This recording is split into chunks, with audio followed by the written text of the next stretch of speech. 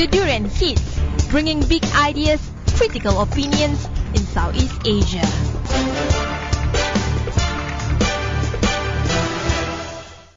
Hello, welcome back to Durian ASEAN. We are here at the second segment of Durian Heat. This is Grace. This is Arlene. So we have been talking quite a lot about entrepreneurship around this from Malaysia and also from Indonesia, Singapore, our neighboring countries. However, we actually never touched entrepreneurship in Brunei. Yeah, we seldom actually talk about Brunei other than Sharia law, which shouldn't be part of this discussion, but just to touch on entrepreneurship. Well, that's actually true. And then surprisingly, the group of young entrepreneurs are actually growing up in the certain region, and the Brunei, we cannot ignore the region as well. In fact, throughout Southeast Asia as well, a lot of young people are looking at entrepreneurship as something that they would love to be part of it. And that's why we are interviewing one of them from Brunei. Yes, from Brunei. And his name is Faizul Ibrahim. He's a co-founder of Social Grid Networks. So let's say good morning. Morning. Morning, hi. How are you? Oh, to be honest, a little bit under the weather, but always in great spirits. Well, so are you in a good mood to start the interview? Absolutely. I'm happy to be a part of this interview. All right, thank you so much. So, Faizul, could you briefly explain or share your background to our listeners? Okay, great. Well, my name is Faizul again. Hi, everyone. I am an entrepreneur. I run a couple of startups, and one of them is called Social Good Networks. The Social Good Networks is basically a for-profit venture that uses social media for social good. So basically anything that's internet-related services or products, we introduce it through Social Good Networks. And one of them is called VOMO. VOMO is this unique volunteer platform that gets volunteers to volunteer in a fun way. So we're introducing this gaming concept where they can actually get addicted and play it like a game, and you earn and collect badges, play for missions and get rewards basically. So we're doing this unique thing that's basically like a game, and that's something that I think that's not been done before in Asia or beyond, I think. Yeah, especially people in Southeast Asia and also in Asia are addicted to games, online games in a way. Absolutely. But probably Southeast Asia, you could probably be one of the first to actually promote this in Southeast Asia. Yeah. Hopefully, we're doing this in sort of two stages. One is online, and one is offline. So you get this interactive feeling online where, like I said, you collect badges. Say you clean up a beach, so you get that sort of badge, and then you move up leaderboards. And then at the same time, you do something very physical, very the traditional way of volunteering, basically going out there and doing something good. And at the same time, sometimes volunteers, all you get is you get the great feeling of volunteering. And of course, sometimes you get certificates and whatnot. But the thing that comes in here is that you actually get rewards. So we're looking to get corporations or companies to be involved or brands to be involved. For example, let's say Coffee Bean. I'm just going to drop some names. Right. So say they tell you they want to be a part of a mission. So you do like an example of a mission, like I said earlier, maybe to clean up a beach with a group of people. So when you complete that mission, the volunteers would get something maybe like a lifetime supply of like coffee or whatever, Well, that's not going to happen. We wish. I wish. But something like that basically. Like you get a cruise ship, you get a flight ticket, blah blah blah. So it becomes this reward system that it attracts you to want to be a part of VOMO basically. So and at the same time, you're fighting your way through the leaderboard, So we have been inspired by a lot of these games, especially on like the mobile phones and whatnot. And we've been talking about, let's do this. Badges would be great. It would be a great idea. So yeah.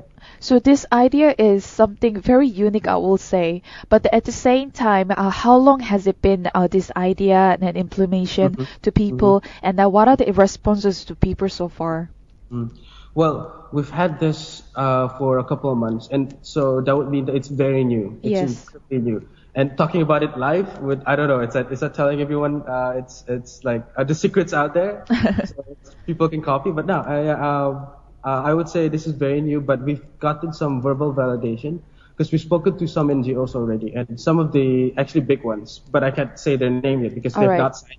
But they've said I think it's an amazing idea, I think it's great and whatnot, and they've contributed some of their feedback as well. So we have that sort of confidence, these big organizations saying that it's a great idea, I think it will work, and bring it to Indonesia and it's going to be amazing. So that sort of that sort of thing gives you a confident boost. But we're definitely in the designing stage, and everything looks great so far, I would say. Okay, so how many people are there in your team, if you don't mind sharing? And then how you guys actually work together for this social grid network? There are 5 of us. 3 of them are co-founders, including myself. And we work in a co-working space currently here in Brunei. It's called Entrepreneurship at Campus. And usually, as entrepreneurs, you don't have working hours. So I usually just tell them, you come whenever you want, but, we definitely need to finish all this up with a schedule. We're looking at finishing the designing stage in the next couple of months, and then after that, do the programming and coding, but at the same time also networking with all these NGOs and nonprofits. By 2016, mid 2016, we're looking to launch the thing. I see. We all work in this space, like I said earlier, Entrepreneurship on Campus. It's a co-working space, co-working community. So it's this location where it's very conducive, I would say. Like, it's a really great place to get ideas going, and we usually get the job done there. You said you mentioned about VOMO, which also means volunteer more, right? And then deal with a lot of non-government organizations and also non-profit in ASEAN region. So could you elaborate more that how do you actually build up the partnership with them? Yeah. Well, basically, they'll be a part of a database where they would be providing the information when they're founded, what their activities, what their past activities, what's they're about, and also, of course, their advocacy. So what they'll be doing is constantly feeding us newsfeed, feeding us news updates, and of course their volunteer opportunities. So they'll be a part. Like you can imagine it like how Facebook has a timeline. So we'll also have a timeline. All right. So all their info and whatnot will pop up on their timeline. Well, it depends on if individuals follow them, of course, but the database is there for free. So for them to just register for free, I think it's very beneficial for them, and we don't charge them because, of course, non-profits, right? So, they'll be a part of this. This great movement, I would say. Yeah. I'm curious to know about how this would be something of a long-term strategy, a sustainable business model for you. Well, I think that's one of the common questions that's been asked. Like, how do you make it sustainable? What's the cash flow? So what we're looking at is how companies can actually subscribe to us. So say they pay a certain amount of fixed amount of money that they pay to us monthly, and we'll be creating missions for them monthly. So that sort of thing. So we'll and the companies is very diverse. So we're not just looking at like coffee. We're not just looking at coffee, but we're looking at it like other companies as well that can come in and be a part of this VOMO and just improve their CSR through missions. But if you just look at coffee, it's fine too, because we need coffee in the morning. I haven't had mine. Oh my God! I just realized that now. But yeah. So how do you promote the interest to gain more support from the companies to this project? We've been encouraged.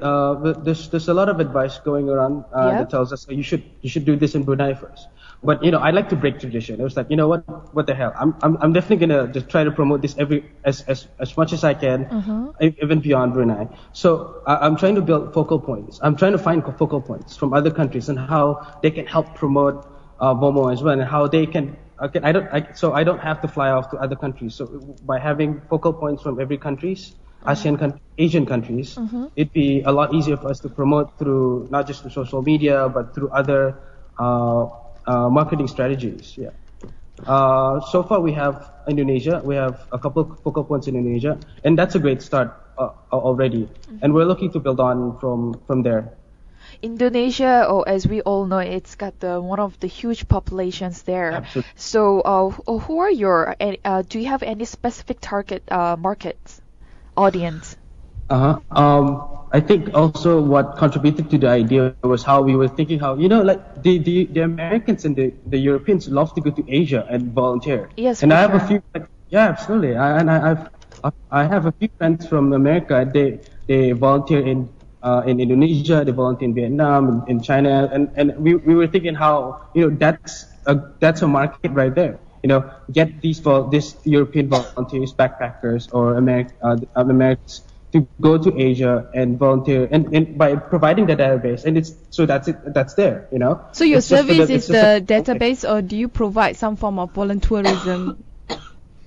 Do you provide some form of voluntourism, or do you actually just provide the database for people to access? I think I think we'd have to work with the NGOs and nonprofits, the database itself, and how we can. They do have volunteer opportunities, but in this we'll be promoting that, but at the same time we'll be creating our own missions through VOMO. So, but also in collaboration with these NGOs. So it's this very flexible relationship with the NGOs where they have their own thing, and we also have our own thing, and we do everything with them. All right, we'll take just a short break, and then when we come back, we'll talk more about entrepreneurship in Brunei, also in ASEAN. The Durian Heat, bringing big ideas, critical opinions in Southeast Asia.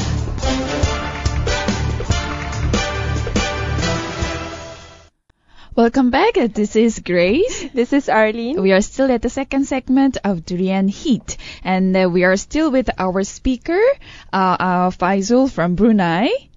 So we did talk about your company and also how you're about to go forward in Brunei. It's a very new company there with a very fresh idea to encourage people for this volunteerism.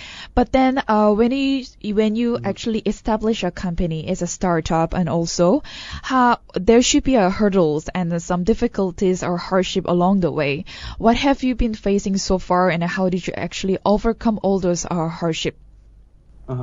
Well, I would say that we're incredibly lucky so far in terms of the hurdles, and it's just very much small hurdles. And we're actually, as entrepreneurs, we're all advised to look forward to the big hurdles because it's gonna come. Right now it's just all the small hurdles that. A couple of things that happened was a couple of things that you're looking at is one is commitment, and how a startup being in a startup is actually very scary. And there's a lot of people who initially are in the startup and then now are like having second thoughts and thinking, what, maybe I want to have a more stable job, and that's okay. And then the mentality in Brunei here is how a lot of people actually want to get government jobs and how they want to get something more stable, and that's very understandable. And it's still very much prevalent here, that way of thinking. I see. But crazy people like me adventure. So It's the crazy ones that join it's the crazy entrepreneurship. Yeah, absolutely, that's true. You should meet all the people. They're all nutheads. Anyway, Great. You mentioned earlier that majority of the Brunei youth prefer to work with the government. In fact, there's a research conducted last 2 years ago to talk about this. It's by University of Brunei Darussalam. So why people are not interested in entrepreneurship in the first place? Why would they prefer to have a comfort zone like the government? This startups and the startup life is actually very, very new, and I think it's just something that needs to be introduced to Bruneians really slowly. And I think it's for them. It's just the how shall I put this? Stability, absolutely. Like, and it's what's expected by society here. The society here, basically, like your parents telling you, hey, you gotta get a government job, you gotta get something more stable, like monthly income and whatnot, and that sort of thing contributes to their decision. Like they'd rather have these stable jobs than going for startups. But I think startups, what I'm observing, it's very encouraging now. And like I said, I'm working in a co-working space, and I'm talking to these other startups who are so driven, so motivated, and they have lots of these great ideas, and we always mix and match all the time and try to collaborate with each other. And maybe it's just me. Maybe it's just me being like this newbie in the entrepreneurship field and just completely ignorant before I went into entrepreneurship. But while I'm here, like I said, it's just very encouraging. And from what I've learned is that it is actually very new. I mean, we have an incubation center in Brunei, and that's not even 10 years. So incubation center by the government, is it? Yeah. You mean? Yeah, this is actually by the government. Mm-hmm. The incubation center, that's by the government. Mm-hmm. That's an initiative to encourage people to go into entrepreneurship, and that's not even like 10 years, like I said. Mm-hmm. So, but then you see everything that's happening around, happening right now in terms of entrepreneurship, and I'm motivated by that, and I think that's a great thing. You know, I think the newer generations are beginning to open up to this area. How supportive? Yeah, that's, I guess, one of the hurdles itself is society. It is like that finding like-minded people who wants to join with. Yeah. Hello. Yeah, go on. Yes. How supportive is the government towards the younger generation to embark on entrepreneurship? Mm-hmm. Very supportive, actually. Surprisingly, I mean, personally, I have views here and there that's very inconsistent with all this stuff. But in terms of entrepreneurship, they're very supportive. They like to see us succeed and have always advice to go for. They have grants all the time, so they also have us try to apply for it and then do our pitch, and then better our product. They have mentorship, which is absolutely great, I think. And for me as well, especially for me, who didn't come up from the entrepreneurship side, because to be honest, I've only been here less than a year. Uh-huh. I have a major in anthropology. I wanted to be a diplomat when I was a child. Growing up, I was like, I'm going to be a diplomat. I want to be a diplomat. I actually went to the Ministry of Foreign Affairs for a while, and then I left it, and then I left that one, and then I told myself, you know what, I'd like to be a part of a non-profit, and then throughout my journey, of self-discovery. Okay, welcome back. This is Grace. This is Arlene. Yes, you're still with us. I'm sorry about the connection just now, but we got our guest back to our interview now. Probably one of the AEC challenges is to have better Wi-Fi or internet connection. That's definitely one of the deliveries that they need to have. Yes, Arlene, that's a very good point. I'll make the complaint. Yeah. So, sorry, Faizul, but could you continue the interview the answers that we just stopped for a while? Yeah, so we talked about the hurdles and challenges. Okay. I think I have to continue at the commitment part. Yes. Yep. Yes, commitment part. Where was I? How I got into entrepreneurship, of course. I like I said, I was from Ministry of Foreign Affairs for a while, and then I wanted to do my own non-profit, just open up my own NGO. But then I realized how unsustainable it would be, because you don't earn, here in Brunei at least, you don't earn a living from running an NGO or a non-profit. So it's always something more of a hobby, and you always have a day job. So to me, it wouldn't make sense. So the next step was when I stumbled upon startups, and I thought, hey, you know what? This looks fun, and then this looks like something that I can go into, and I don't have to get a 5 to 6 job somewhere in the ministries or anywhere else, and I could just do my own business. But the next step for me was like, okay, what am I good at? What am I gonna sell? And then I went back to my experiences, how I wanted to be, like I said earlier, in non-profit, and a lot of my work as well was for non-profits and NGOs. So Social Good Networks came about, and how VOMO also came about from there as well. And it's just that it's great that you have these ideas on your own, but you need to find like-minded people. You can't start a business on your own, and especially startups. Startups usually get like a lot of co-founders. So that's also the first hurdles. That's the first hurdle, like trying to find like-minded people. And even right now, it's a continuous challenge to get more people to join, get more people to trying to convince them this is going to be a big thing, and then if you gotta be a part of this. And all the good ones usually like the people, like for example, it's so hard to get programmers, and this BOMO requires a lot of programmers. And is it because the government steal all the programmers from you guys? From what I heard, that programmers here are shy and introverts, so they hide in a cave. That's what they tell me. They just don't want to go out. But I don't know. I spoke to this one programmer, and he was very enthusiastic in working for one of the government sectors. Like, you know what, work for me. Just get out of that. Work for me. But but I guess it's a lot of factors, I suppose. Some of them wants to work here, some of them wants to work there, and like I said, maybe it's because the startup thing is pretty much still new, and then this takes a lot more convincing to people, a lot more convincing to do to a lot of people for them to, if they want to join. It's really interesting. I'm sorry, but then it's really interesting and also very irony at the same time, because you mentioned how supportive the government is towards the entrepreneurship in Brunei, but at the same time you shortly mentioned about the mindset of people. So how do they actually, these two different areas meet together to be able to carry out the plan? Because if the mindset maintains just like that, but the government is very supportive towards the people, how are they gonna communicate each other? Wait, that's a great question. I think that's something that we're about to find out. That's the process of what's really gonna happen. But I'm very optimistic. In terms of entrepreneurship, in terms of the startup life.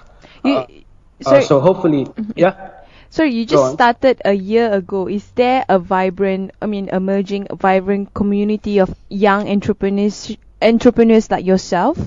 Yes, I would say so. It's very, like I said, it's very encouraging. And I've met, one example of a startup is like .root Technologies. They're a local startup. They do a lot of these, also internet-related apps. So one of their apps is Food Fuel. It's basically like Foodpanda. So they have this big competition here in this country with Foodpanda, but they're doing incredibly well as well, and they want to expand to Philippines. And that for me is like amazing, that's great. You guys are doing this, and that's one of the encouraging signs. Startups are actually making good strides. They wouldn't say they're succeeding already, but they're making strides to progress and then to make their company bigger. I see. In Malaysia, one of the biggest startup is we have this community called Magic, and then under that we have lots more startup initiatives under that, and the more communities are coming up in Malaysia. But in Brunei, what are the prominent startups? You mentioned that it's still new in Brunei, but however, what are can you name like a few community or initiatives that you can, Earlier you mentioned the incubator, if I'm not mistaken. Yeah. One of them. Sure. For me, for this startup, it's at EAC, Entrepreneurship Campus, and that's at the university itself. So that houses a few startups, including mine, which is Social Good Networks. There's Creativity 180 that focuses on marketing. So mostly on digital marketing and social media management, and there's Tash also that helps people to find part-time jobs online, and then there's Daima Labs, which is a 3D company, a 3D printing company. So those are the four main ones here at Entrepreneurship Campus. In iCenter, there's quite a few, and that's actually the more progressive ones, because that's basically the hub of all startups and entrepreneurship. .root Technologies is there that I mentioned earlier, but their apps and whatnot. They've won competitions in terms of there's this competition called Ignite, and that's also an iCenter and government initiative at the same time. And also there's this company, I can't put my finger on what it's called, but they have an app called Trends, which is basically Trends, CHREND, S with an S.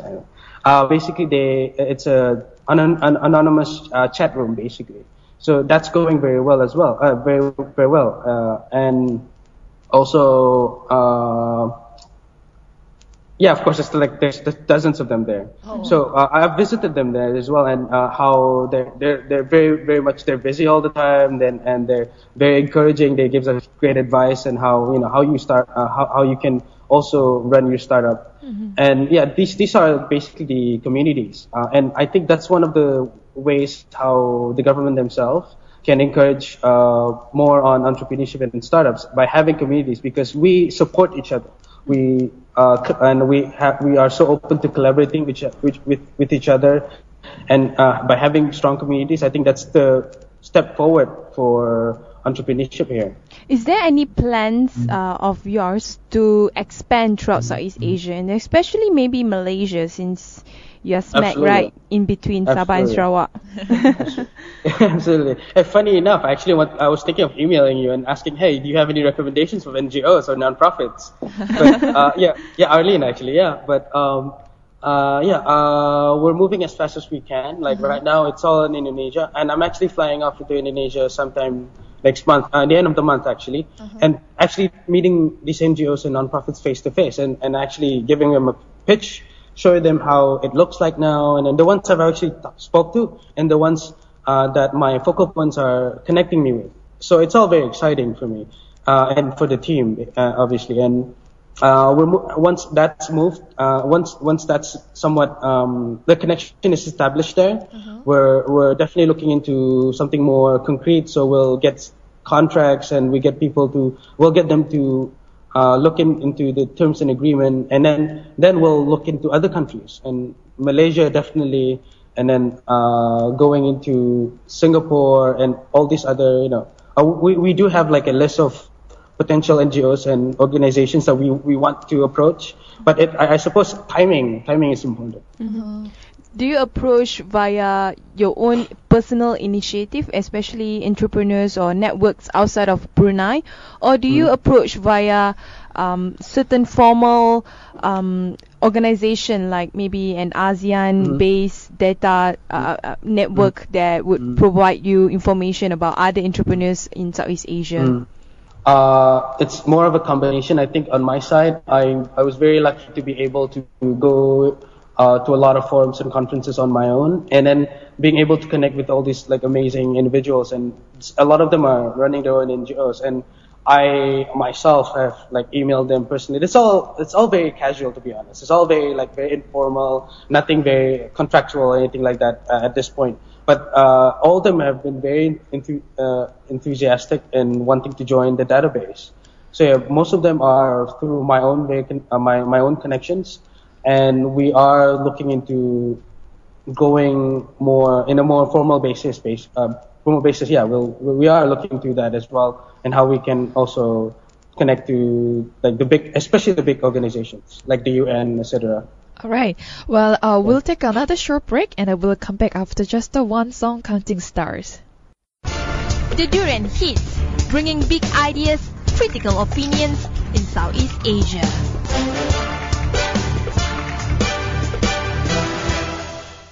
Welcome back. This is Grace. This is Arlene. So we are at the last section of the Durian Heat with the Faizul Ibrahim from Brunei. Hello, are you still with us? Hello. Yep, I'm still here. Okay, very cool. So moving on to the next topic to talk about the entrepreneurship, because Kickstarters we consider as a micro business, but then one of the biggest barrier for all the startups and entrepreneurs will be funding. Financial resources. And for your startup, Faizul, how do you actually collect or look for financial resources? Did you go hungry? Okay. Well, as thus far, we've been using a lot of our own resources, but there are a lot of grants out there and competitions where we'll be able to apply to, and like we're talking about like a lot of money that can potentially be poured into our startups.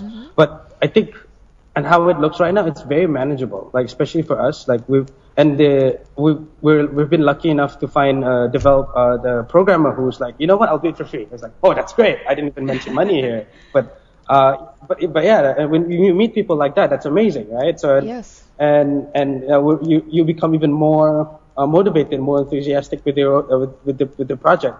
But yeah, we are looking into getting funding from the government, from BDB, which means Brunei Economic Development Board, and they themselves have been very supportive, and they've been nudging us like, hey, there's this thing you should apply. It's a grant, maybe in the next month or so, and we're always giving them, yeah, sure, we're definitely gonna apply, but it's definitely still in the first stage of designing, and we want to work on the business model and how it's going to be sustainable on paper. And then definitely go into applying all these great opportunities, these grants, these fundings from the government, and even beyond. Yeah. Sorry. Yeah. I mean, you are quite lucky to use your own funding to actually make this sustainable, at least for the short run first. Mm-hmm. But what about like other entrepreneurs? Like, is it a common thing in Brunei to have angel investors to invest on small micro startups, or do they do mostly crowdfunding?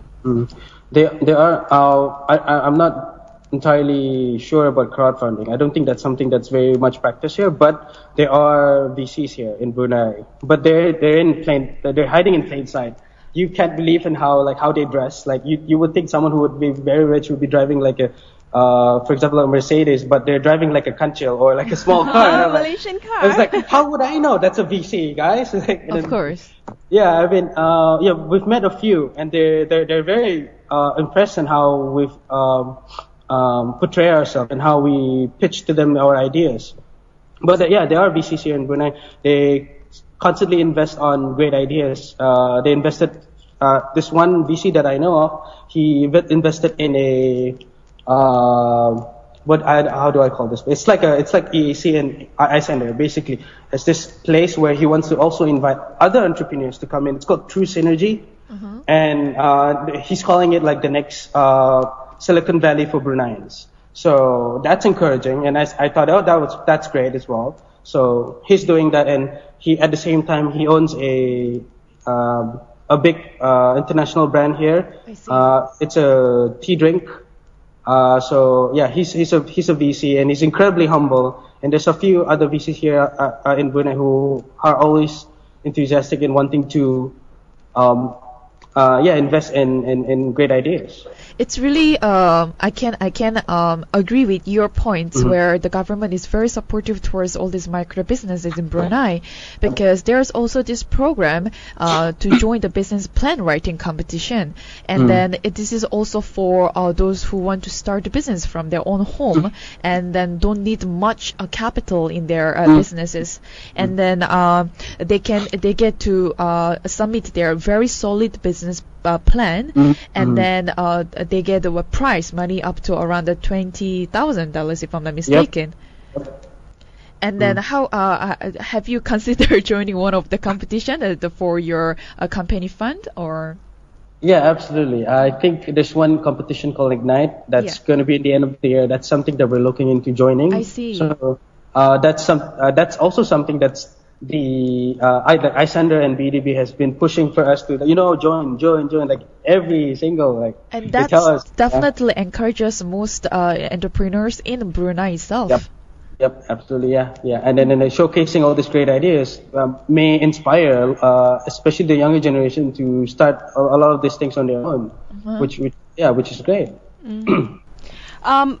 Do you have entrepreneurs from other Southeast Asian country wanting to invest or to participate or to co-venture in Brunei to explore the market there?